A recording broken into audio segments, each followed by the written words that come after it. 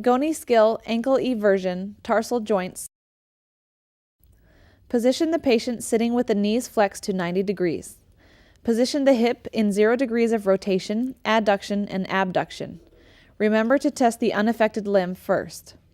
In patient-appropriate language, ask the patient to evert the foot.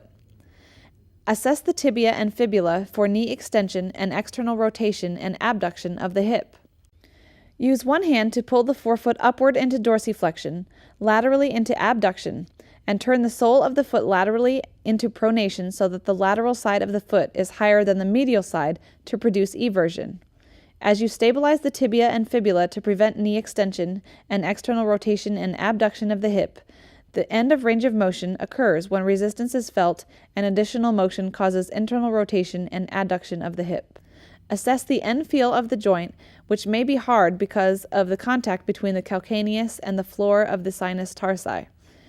The end feel may also be firm because of the tension in the joint capsule and the deltoid ligament and various other ligaments of the foot. See your text for a complete list. You are now ready to measure the joint range of motion. Make sure you expose the bony landmarks you will be using. The flexibility of a smaller plastic goniometer will make this measurement easier. Align the axis of the goniometer over the anterior aspect of the ankle, midway between the malleoli. Align the stationary arm with the anterior midline of the lower leg, using the tibial tuberosity for a reference. Align the movable arm with the anterior midline of the second metatarsal.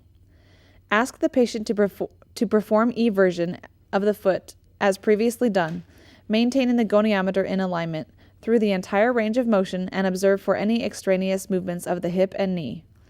Read the degrees of motion on the goniometer and then ask the patient to return the leg to the starting position.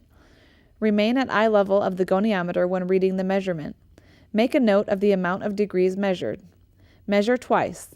If the measurements are off by greater than 5 degrees, take a third measurement. Take the average of the measurements and document in the patient's chart. Average range of motion according to the American Association of Orthopedic Surgeons is 15 degrees.